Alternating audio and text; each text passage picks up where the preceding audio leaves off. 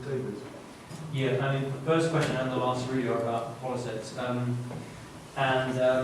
One of the dilemmas I think we do face is that when you look at successful fiscal consolidations both in the past and certainly in other countries, normally you get a kind of payoff as you fix the deficit. So the Swedes are going to go back to them. They were suffering very high interest rates, a huge spread against the Deutsche Mark at the time. As they tightened their grip on the deficit, those rates came down, and so you got a payoff. One of the dilemmas for across the political parties now is that interest rates are quite low, so there's not a lot of the public don't buy that there's that much of a problem. This question is where the public are at. So it looks like you're going to do a lot of very painful things, and people can say, for what? What was the problem? You know. So I think that does make it particularly difficult.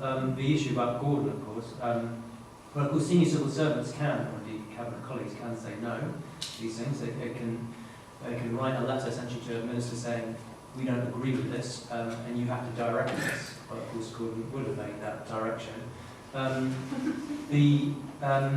The question again is ultimately, I think, somewhat political one. I mentioned before that the Canadians, in the wake of their consolidation, the public attitude towards debt has changed completely. Even now, as they talk about much smaller deficits than we have and a much lower public debt, they are horrified to find after years of running surpluses that they're having to run a relatively modest deficit. And that's because the politics of it has changed, and they also create institutions to sort of lock people into that situation. The UK isn't there yet. But the last thing I would just say is that in terms of Whitehall and Fisheldon, and people know perfectly well, as David alluded to, you can get that money out. You can cut benefits. If you look at the IB claimants, you look at across generation transmitted in certain areas and so on, it's pretty clear there's lots of money you can take out of the system if you can get the politics behind it. Could I just hop the student to the question of Brown and the Treasury? Remember, Brown's first significant act was to tax pension funds, Yes. which has had the result of destroying the pensions in the private sector. That was a typical move which had devastating effects, but was very badly understood by the British electorate because nobody paid out of their pocket any more taxes.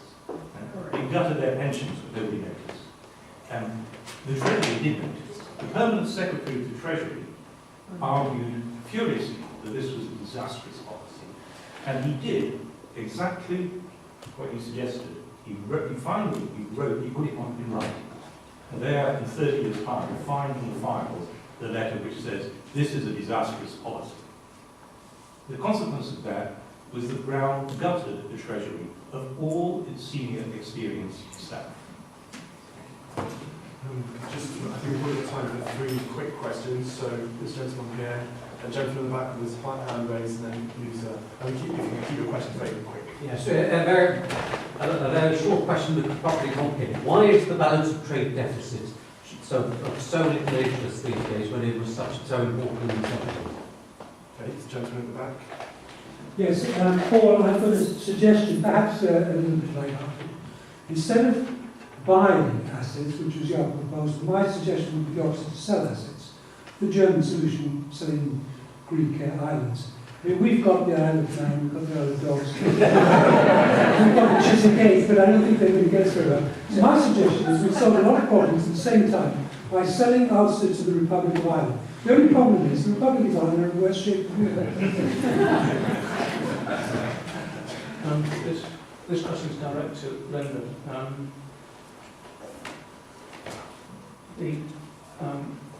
Everybody can't export.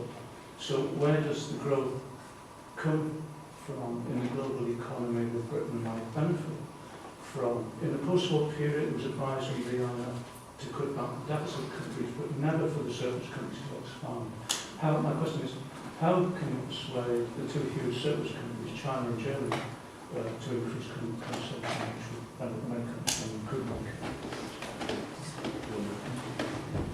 Great questions. Asked so simply, so deceptive. But before I tackle these 2, let me just say a quick word about the restructuring question, which was asked in the first round that didn't get answered. I think the difficulty that governments always face is when they try to help the economy restructure, they almost always get it wrong. And historically, they often get it wrong and they rarely get it right. And this doesn't mean they shouldn't continue to do so, because I absolutely think government has to do so. The world economy of the 21st century is fundamentally different.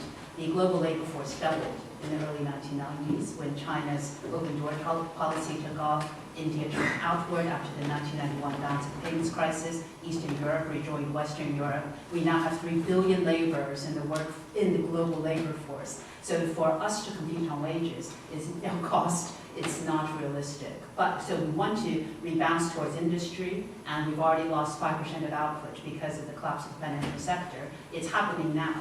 The only question is how do you incentivize it in such a way that's compatible with what the 21st century looks like. On the question, why is the trade deficit not an issue today? Because Britain gets a lot of inflows, capital inflows. So the balance of payments is trade on one side and the capital account on the other side. So long as we are an attractive place to invest, the trade deficit is sustainable. So this is unlike the 1970s, because by 76 there was an IMF bailout. The other reason why trade deficits haven't been a problem is that it's actually been designed over the last decade. The Bank of England has run what's called a 3-way trade-off. This is a Salter-Swan type of model where you accept a trade deficit and a strong pound, which makes our imports cheaper, therefore pushes down the costs of inflation in the economy, allowing us to sustain a low interest rate and strong growth and have low inflation at the cost of having a trade deficit. And this 3-way trade-off is a decision that, the government chooses so that we run the kind of model which is consumption-led rather than export-led. And now that we're trying to change this model, we can tell from the latest export figures, it's not easy to change this model because for the first time since the 1980s, there is a global recession. So the 1980s recession was terrible because unlike the 1990s, the world is in recession today as it was in the early 80s. So this is why then, for instance, unemployment rose until 1986, and that's when it peaked and it started to fall off. So that's why we don't worry about it. In fact, for many years, this is what we liked about it. Let me just finally, on global growth, where does it come from? There is great potential, particularly, I think, in China and Germany, to reorient. Now, the difficulty here is how do you tell countries which have been prudent, that is, they have saved, and brought on competitiveness through wage restraint, which is what happened in Germany in the noughties, to be globally competitive and to sell lots and lots of things.